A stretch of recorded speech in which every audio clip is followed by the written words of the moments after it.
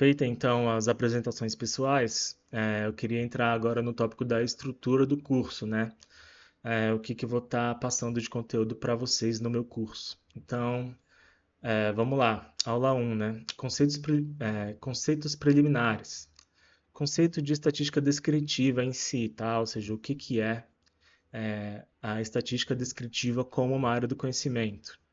Seguido pelos conceitos de população, de amostra, de variável, de observação e de conjuntos de dados, tá?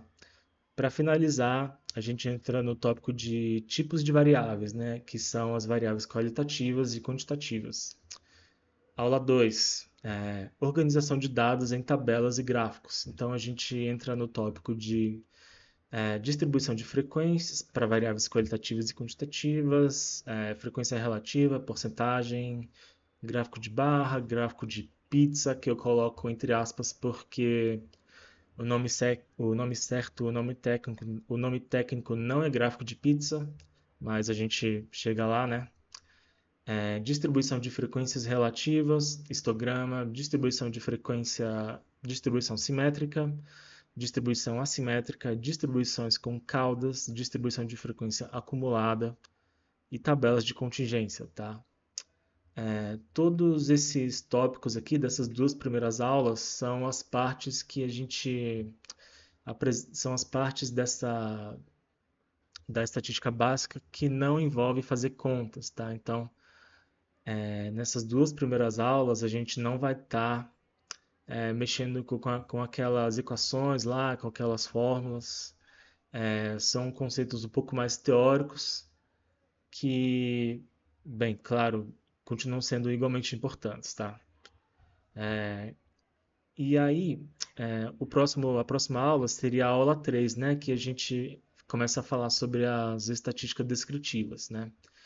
Porém, antes da gente entrar nessa aula em si, entrar a revisão que eu falei, né? Então a gente vai abordar esse tópico aqui de notação de somatório, que é representado por esse símbolo aqui. Esse símbolo aqui é uma letra grega, que é o sigma maiúsculo, que é usado, né, na matemática para representar somatórios, né? Então, quando a gente quer fazer uma soma de muitas observações de muitos números de uma vez só, em vez de ficar escrevendo por extenso ali cada soma, né, x1 mais x2 mais x3, né, a gente escreve de forma mais compacta, usando esse símbolozinho aqui. E eu preparei uma aula só para a gente fazer uma revisão desse símbolo, é, ver como que ele funciona, quais são as propriedades que esse somatório possui, tá? E aí sim, a gente entra na aula 3, começa a entrar na parte um pouco mais matemática, assim por falar, né? Nas estatísticas descritivas, que a gente entra naquelas coisas de média aritmética, média amostral, média populacional, média ponderada, mediana, moda, mínimo, máximo, e as medidas de dispersão aqui, né? Amplitude, variância, desvio padrão e desvio médio absoluto, tá? Terminando essa aula 3 sobre as estatísticas descritivas, a gente entra aqui na aula 4, que é essas mesmas estatísticas, só que para dados agrupados, né? Então, o que que são dados agrupados? A gente vai ver esse conceito e em seguida a gente vai descrever essas mesmas estatísticas aqui, só que agora para dados agrupados, né? Então, média para dados agrupados, mediana para dados agrupados, classe modal, moda para dados agrupados, amplitude para dados agrupados, variância e desvio padrão.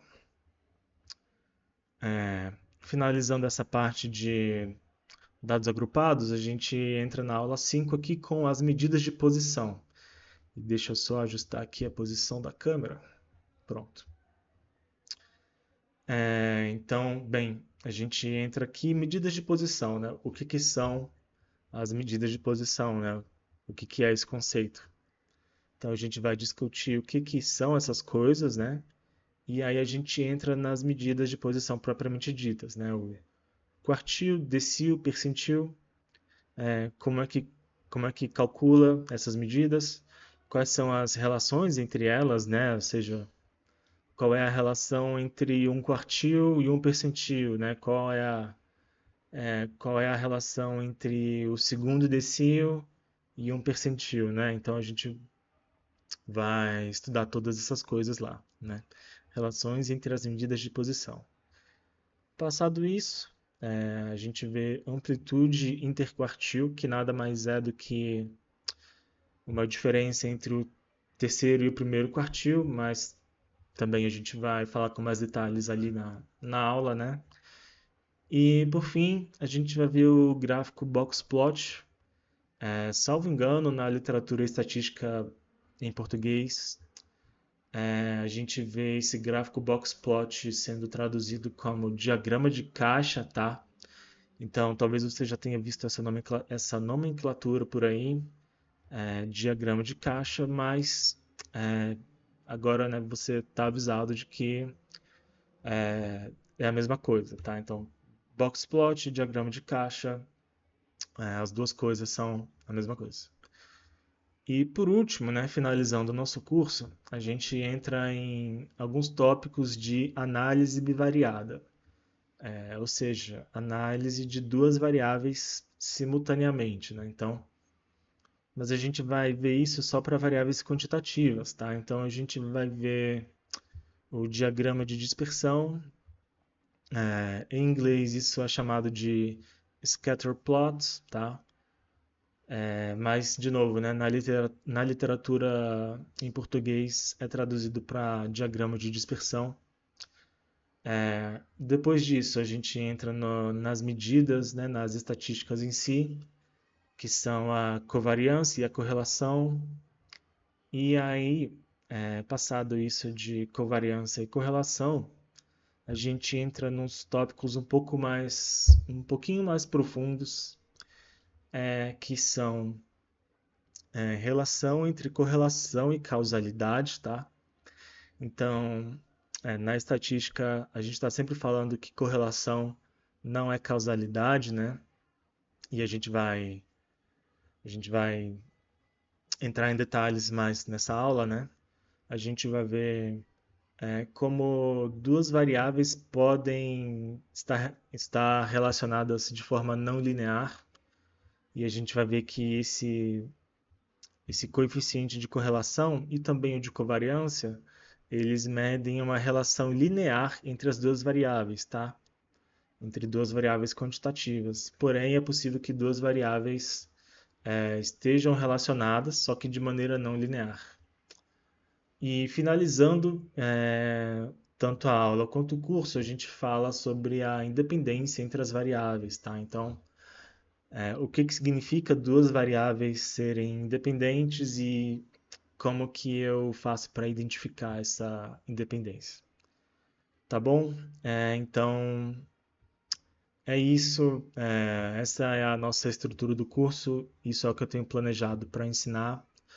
De novo, a minha intenção é explicar esses conceitos de uma maneira bastante compreensiva, bastante didática. Eu vou passar por vários exemplos, eu vou mostrar várias contas, tá? Então, assim, a minha intenção é realmente que você saia do curso entendendo, tendo uma compreensão assim mais profunda, assim, mais intuitiva, de todos esses conceitos e não, né, só que você fique ali decorando equação e jogando fórmula para lá e para cá, tá? E claro, se você for uma das pessoas que vai estar comprando esse curso, eu vou estar disponibilizando os slides, óbvio, né, para você poder revisar, poder rever a hora que você quiser. Então, é isso. Obrigado. E no próximo vídeo a gente já entra no conteúdo em si, tá? É isso, obrigado.